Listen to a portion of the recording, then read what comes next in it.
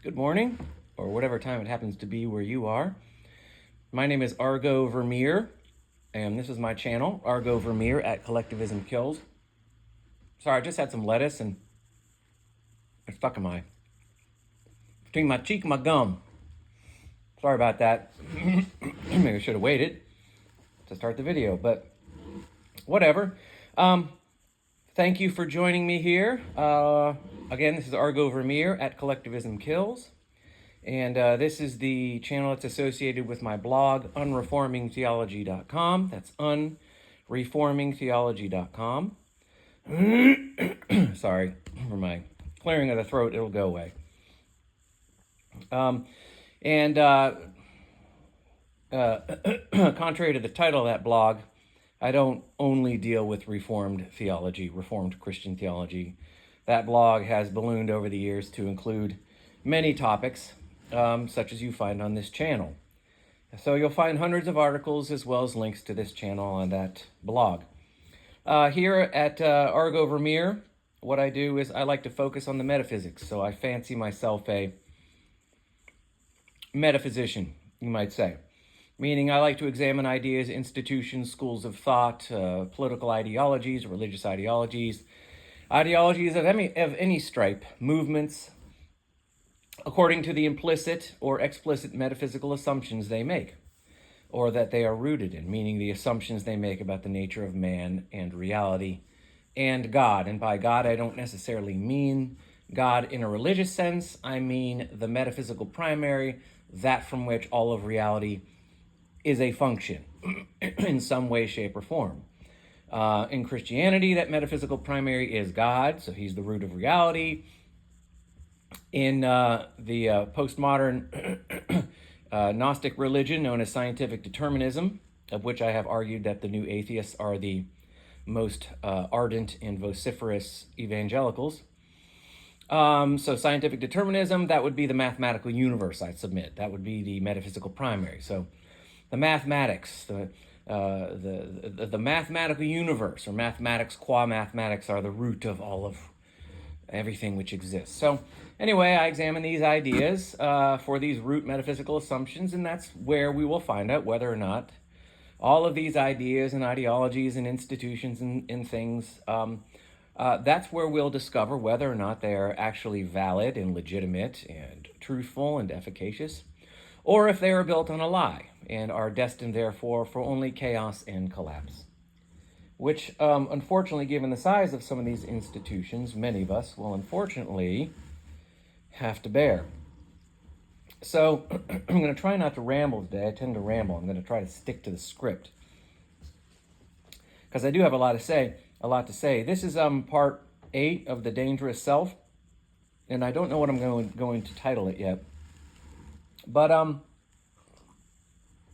anyway, when I left off at the last video in quotes, I was discussing or explaining what will happen once you really begin to truly examine the metaphysics. And one is that you will find that the vast majority of institutions which maintain control over the vast majority of people upon the earth, the authorities and institutions like government and the financial systems which uphold them, you will find that these are entirely iteillegitimate. You will find that most of what you have experienced under the auspices of your political ruling class, wherever you are in the world, whatever iteration of political ruling class, you will discover that it's all illegitimate, it's all false, it's all rooted in a fundamental metaphysical lie concerning the nature of man and his relationship to reality. And therefore, corollary to that, you will discover that the vast majority of people who hold political positions and positions of power, and those who profit off of these political positions and who finance them, again, I want to be clear, this is not a dog whistle intended to demonize a given group of people. I am an individualist. I do not look at people as collectives. There is plenty of blame for the moral atrocities that have plagued humanity for thousands of years. So to pin it on one group of people any group of people as though they hold the monopoly on moral atrocity in the world is a lie, and you need to let that go. I'm okay with looking at trends, pulling out and looking at group trends. That's fine. In a subjective and relative sense, given a specific context, that might be useful. But again, you need to be very careful. To ascribe moral atrocity to a single group as though one group, no matter how you look at them, no matter how you collectivize them, holds the monopoly on moral atrocity, moral offense, is a lie. Examine history. Take 10 minutes. Take an hour and just do a Google search on world history, world civilizations, and you will see that there is plenty of moral blame to throw around, regardless of race, color, creed, religion, etc. So, anyway, getting back to what I was saying, I need to be careful because in this day and age, there are certain terms that you can throw out that will be misconstrued as being a dog whistle to demonize this group or that. That's not what I do here because I'm an individualist, and what I fancy my job is to point out why the collectivist metaphysics, which underwrite almost all of us, certainly all of our government institutions, are entirely false. And it's these underlying collectivist metaphysics which have wrought misery and destruction upon man writ large for thousands of years. Sounds like a big task. It's actually not that. It's not that difficult once you, again, to begin to examine the metaphysics. But because I am criticizing and pointing out the categorical rational failure of these collectivist metaphysics, therefore I am an individualist. Therefore, I do not define the nature of human existence, according to a group identity. So, all right, moving on. Not to bore you anymore with that.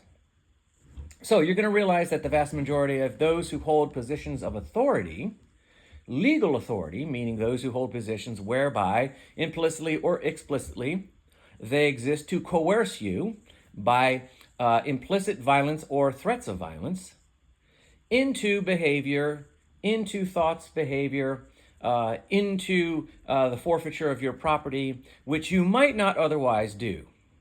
The fact that you might or might not is irrelevant.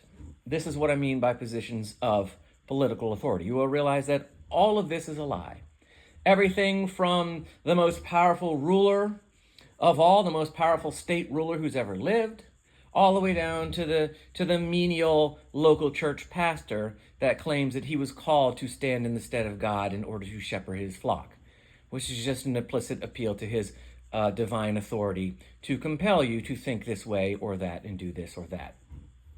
All the way down to the bully on the playground, that down to the 10-year-old bully on the playground that believes he's entitled to everybody else's lunch money simply because he's bigger and stronger. So you'll find that it's the collectivist metaphysics which are the problem, and that all of this is illegitimate. I will say again, you will realize this truth, that there is no rational, legitimate, true argument for the exercise of political power. Period. And when I say political, I don't necessarily mean only governmental. You have to understand that when I'm talking politics, I mean politics in the philosophical sense. So I'm dealing with the philosophical category of politics. Politics, in this sense, simply means how man interacts with other men. How humanity, rather, to keep it, when I say man or men, I'm referring to men and women, I'm referring to mankind. But how humanity interacts with itself, how it socially organizes itself. So it can be the politics of a family, the politics of a nation state, the politics of a church. So when I say political power, I mean any context where where anybody assumes a right to compel other people into his or her will. And usually this is done by appealing to legal ethics. So this is the law, this is the do's and don'ts, these are the rules by which we will live, and I exist to enforce them. So this kind of gives your political leadership a hedge against their own culpability. I'm not saying that all political leadership does this consciously, and not every politician or church pastor is a tyrant. I'm saying it's implicit in the metaphysics which underwrite their position. But what I'm saying is that anybody, there's this hedge. They're like, well, it's not me, it's the law. I'm just here to enforce the law. This has nothing to do with me. But it does. You understand that without the manifest, material, physical ability to compel people into obedience to the law is irrelevant. Without the power to compel people into it, it's merely a suggestion. It's not law, it's merely a suggestion. It's merely if you feel like it. That's not law. Legal ethics, by definition, is incompatible with free will and choice. The point of the law is you don't get a choice. You will do this or else. What is the or else? The or else is what gives the law its meaning, its efficacy, its relevancy. It's what makes it law. The or else is the people who hold political power are going to use violence to punish you or compel you, or they will take your stuff by force, or they will ultimately inflict capital punishment, which is always the implicit right of every government. Every government, according to the metaphysics, holds the implicit right to murder its own citizens. That's its job, fundamentally. Its job is to compel those into their collective identity, and if there are those who are simply unwilling to do so, then they have the authority to liquidate them. If there are people who are so obstinate that they are not going to recognize their collective identity and therefore their collective responsibility, then they are anathema to reality and must be eliminated. I don't care how many anti-death penalty laws your government passes. The metaphysics which underwrite your state, any iteration, imply the right of the government to murder those who will not comply with their collective responsibility, quote unquote. There's no ifs, ands, or buts about that, which is why it happens all the time. I don't care if you're living in England and you say you have nobody gets the death penalty here. We're not barbarians believe me, your government has and is in the process of murdering its own citizens on a daily basis, whether you see it or recognize it or not, either implicitly or explicitly. And same thing in America and same thing everywhere else. This is not a screed against the English, but oftentimes it's our European neighbors that like to smugly take the moral high ground and look their noses down on Americans and point to their very progressive policies like we've outlawed the death penalty. No, you haven't. You may have on paper and you may have explicitly, but I guarantee you that a cursory look around will reveal that in some way, shape, or form, your own citizens are being put to death summarily and regularly as a function of how your government works. Same here and same everywhere else. And if I have to explain that further, well, I'm not going to do that. You can go and look for yourself.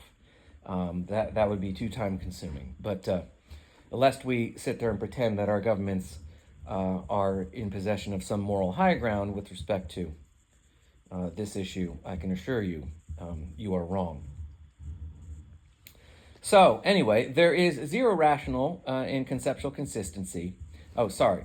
So the idea that somehow anyone has the authority, the authority to use violence or threats of violence to coerce another human being into or out of their person or property, or into a way of behavior without their consent, is a lie. There is no rational, consistent argument for that at all, unless you define the metaphysics collectively.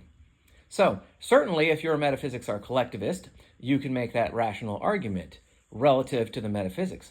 But if the metaphysics are false, and they are, if collectivist metaphysics are intrinsically rationally inconsistent, self-nullifying and contradictory, which they are, well, then that's what I mean by saying you can't make a rational argument for the exercise of authority. Because the metaphysics which underwrite this are false. Again, if your frame of reference is collectivist authority, well then, yeah, and again, this is how the argument gets you. Because most people don't see the metaphysics. they have subconsciously, for whatever reason, already accepted them. So it makes perfect sense to them to explain why this group of people has the right to use violence to compel this group of people to do X, Y, or Z, or not do X, Y, or Z, or give up this much of their property, or this much of their life, or all of their life, or all of their property. Yes, people are ready and willing to believe that without a moment's notice. Without a thought in the world, without a care in the world. That's because they've already accepted, at some level subconsciously, the collectivist metaphysics which inform that position. And because we have been either explicitly or implicitly conditioned into these metaphysics from birth by virtue of being born in a society which exists under the auspices of government authority and which constantly and continuously reaffirms and affirms that authority, e.g. the vote. Every time you vote, you reaffirm the right of your ruling class to rule you. That was the whole point of my series on voting. That's my point. So you're reaffirming the institution, and therefore you are reaffirming the collectivist metaphysics. That's why these arguments as to, yes, of course, we need to force people. We can't just let everybody do whatever they want. They have to be forced. We have to have somebody in charge, and by in charge, somebody who has the authority to use violence to get people to do things they might not otherwise do. Because we've already bought into the metaphysics, because they are a function of our existence from birth. So now, what amazes me when you say this to people is how offensive this is or can be. And again, I would say not to most people, but I would say to all people. And the reason why this amazes me is because I submit that whatever power claims to do for mankind, whatever this authoritative power claims, however you like to appeal to the efficacy and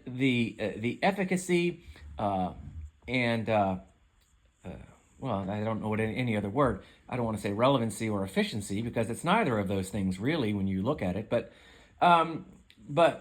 whatever power claims to be able to do with efficacy, excuse me, sorry about the noise there. Whatever power pretends to be able to do with any argument with respect to the efficacy of power, I would argue always pales in comparison to the efficacy of cooperation.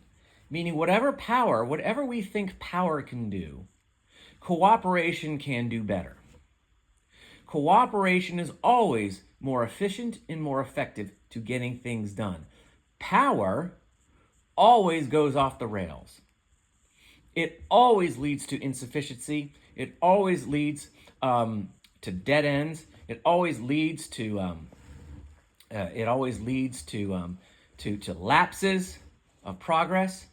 And it always leads to chaos and collapse eventually. And all you have to do is take a cursory look at the history of the world for the last, say, 100 years, and look at how many governments and nations have risen and fallen, and just look at the numbers of dead.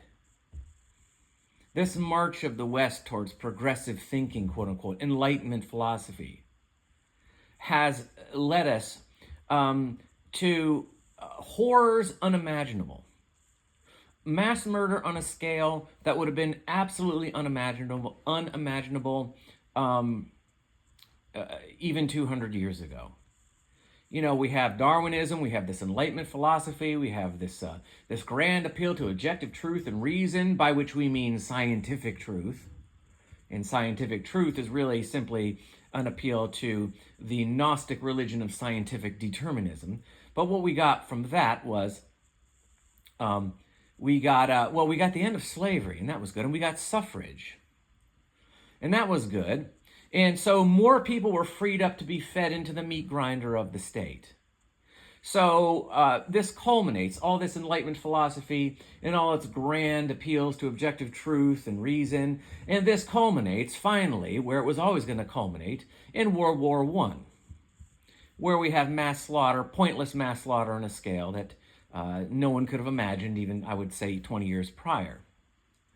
So in the Civil War in America, we lost about 700,000 men in 4 years of fighting. In World War I, we lost that many men, 700,000 men, and maybe even more, in a single battle. That lasted about 2 months. That was a single battle. As opposed to 4 years of war, we lost that many men in a single battle. Entire generation wiped out in one battle. Okay? Then we culminated the mass murder of World War I with World War II, with mass murder and genocide and war crimes on a scale that will keep you up at night. You want to talk about the moral atrocities perpetrated upon German civilians, Russian civilians, by both sides, Japanese against Chinese civilians, American bombing campaign, the Holocaust. I mean, so we've compounded the mass murder with now mass genocide and exponentially larger and more obscene war crimes. And then from that, we have the mass starvations in Soviet Russia and China. And now we're on the brink of World War III. We're going to compound all that genocide and mass murder with now nuclear war. So, as you can see, this global march towards the enlightenment and the truth and the objective reality and the scientific meaning and purpose that only collectivist metaphysics, which always support the government, can give us, and this is where we are. Okay? I don't mean to sound preachy and arrogant, but that's just the tone of my voice today. But anyway, the point being is that you see power is always going to pale in comparison to cooperation, because, and I'll tell you why without going into, I don't want to give you specific examples right now of how this works. I could do that. But because I fancy myself a metaphysician, I like to look at it this way. Why fundamentally do I say that power is superior? That cooperation is superior to power. Why do I say this? Fundamentally why? And I'll tell you why. Because the nature of power is irrational. It's self-nullifying. It's a fundamental contradiction. Power, you see, is a contradiction to itself, where cooperation is not. Cooperation is perpetual. It promotes and perpetuates itself. And by extension, because it is a social arrangement which is in accordance with human nature, it promotes and prospers man, where power corrupts and destroys him. Now, what do I mean by power is self-nullifying? Power is self-nullifying in this sense. Now, stay with me here. I'm going to keep this one short because I have to run a bunch of errands. It's Thanksgiving, and there's always a lot of things on the menu that I can't. I have to go all over Carnation to find these special ingredients that my wife needs, and it's this one time a year I have to go out for go to 20 different stores because you know how it goes. Stores are sold out of stuff, and this one doesn't have this particular ingredients. Anyway, I don't want to. I don't want to bore you. Point being is that I'll keep it short. Okay, so stay with me. Power is rooted in collectivist metaphysics. So you have to understand, collectivist metaphysics are rooted in a metaphysical primary that is fundamentally what I have termed a collective ideal. Now, this collective ideal can be anything, because collectivist metaphysics are entirely mystical. They are entirely abstract. They are transcendent. They are beyond human capacity for reason because they're contradictory. So the collective ideal is entirely subjective, meaning it can be anything, almost anything at all. But the collectivist metaphysics are rooted in a metaphysical primary, which I have termed generally the collective ideal. This collective ideal can be, for example, the race. You think of the master race, the Aryan race, which who were fighting for in the Second World War. So it could be the race. This is the collective ideal. This is the ideal. This is the supreme. This is what reality needs to become and reflect. This is the fundamental supreme root of reality, which all of reality must become a direct function, man and all in it. So it can be the race, it can be the class, it can be the working class, it can be the nation state, the British. Everything needs to be an expression of Britishness. Everything needs to be an expression of America. It can be the people, capital P. The people, all of us. That's a very vague one. That one can be manipulated to mean whatever the ruling class needs it to mean at any given moment. So it can be the race, it can be the tribe, it can be the church, it can be the class, it can be the people, it can be anything. It can even be an individual. That's what narcissism is. Narcissism is, I'm the root of reality. I'm the metaphysical primary. Everything exists to be an expression of me. Everything must be a function of me. All of reality should reflect the oneness of the collective ideal, and that's me. That's what narcissism is, fundamentally, I would say. So the politics, the political arrangement which flows. Excuse me, I just having problems here with that hummy here. Oh, there's a lot of stuff in the air. Excuse me. Okay, so the fundamental political arrangement, social political arrangement of collectivist metaphysics is authority and submission. It's power, right? It's authority. You have the state which exists as the incarnation. So the ruling class, the political ruling class, or the priest class, if it's a theocracy, for example. They exist as the incarnation of this collective ideal. And the point of this incarnation is to use their authority, which means their right, quote unquote, to violence, is to compel all peoples into the collective ideal. And those who don't fit or won't fit, for whatever reason, are eliminated.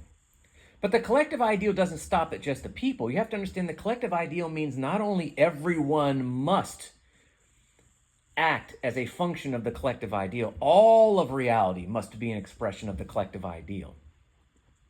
The point being is that if you take this assumption, the power of authority to compel everything into the collective ideal, where everything becomes a manifestation and a direct function of the collective ideal, what happens? Once the authority has now take this to its logical conclusion, once the authority has managed to effect categorical ownership over all men in all things, what happens?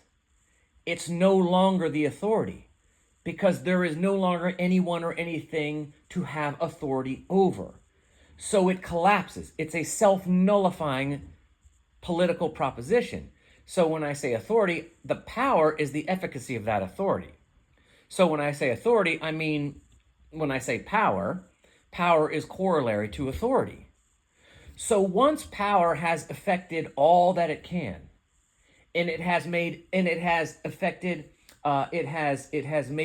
an expression of the collective ideal, everything has become the collective ideal, power is no longer valid. It nullifies itself. Power and authority terminate at zero. They terminate at self-nullification. So power can't work because it is a self-nullifying proposition. You see? It's an intrinsic contradiction. The more it reaches, the closer it gets to its goal, the less relevant it becomes. The less existentially relevant it becomes. It becomes nothing. If left to run its course, it will terminate at zero. Cooperation never does this. Individuals are cooperating for mutual benefit. Cooperation benefits both people. Both people grow in perpetuity. It's not power. Because cooperation always has to imply a natural metaphysical corollary relationship to the other, so it can never become a point where one person becomes everyone else.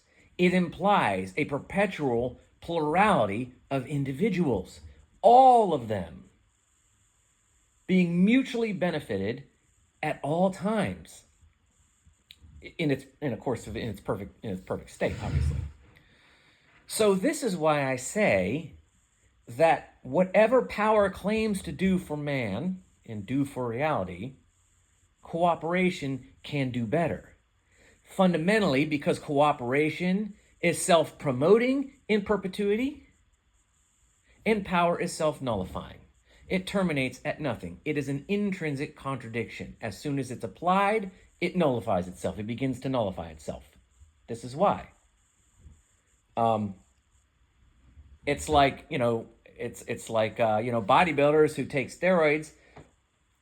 And I don't want to impugn not all bodybuilders are like this. This may not be a great example, because there are people who know how to do this in a healthy way, in a way that isn't necessarily bad. But the point being is, say you take a substance. So forget that. Move that to the side. Say you take a substance that's designed to make you stronger, but the stronger you get, the more damage you do to your health.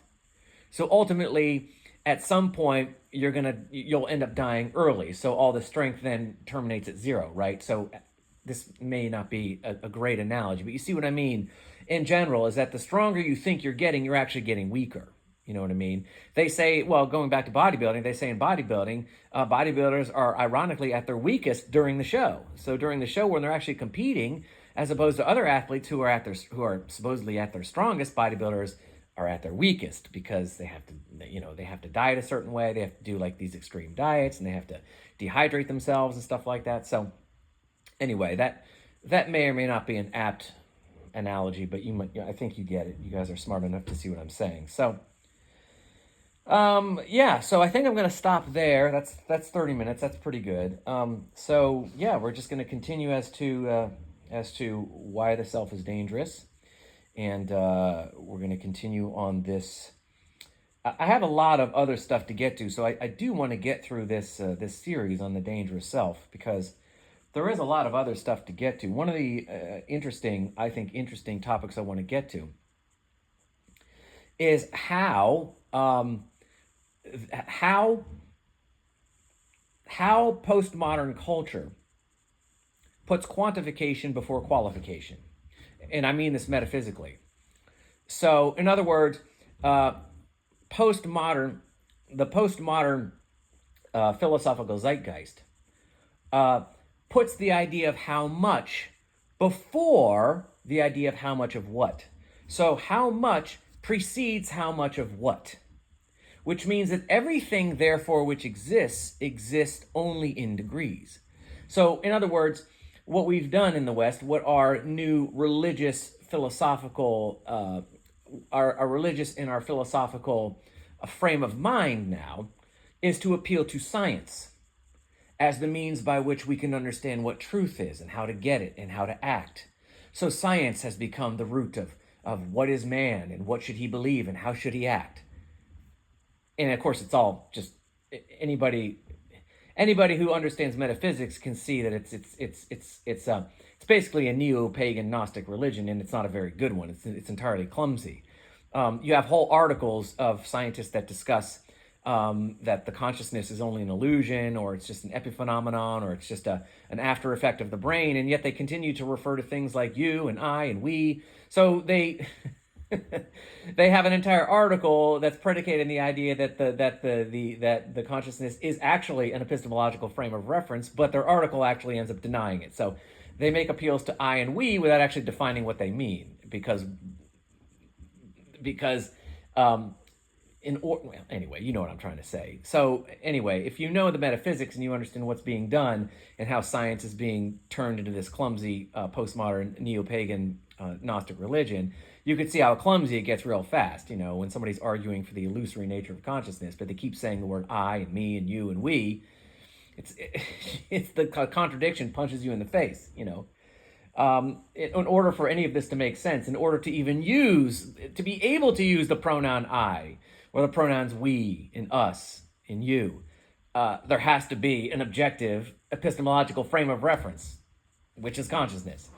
So, in other words, you have whole articles about where they're basically scientists who are supposedly the smartest people in the world with their 190 IQs that are saying, consciousness exists, but it also doesn't exist.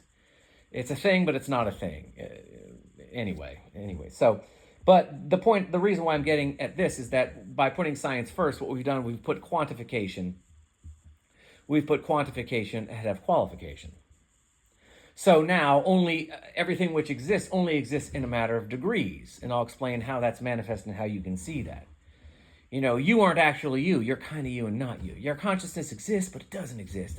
There's a degree of consciousness you have. You're able to apprehend, maybe the shadows on the wall, but your consciousness is really insufficient to apprehending, all of reality. You have to have a special divine enlightened aptitude for, they won't say divine, but you have to have some kind of, natural aptitude for like mathematics to really understand reality at the fundamental level.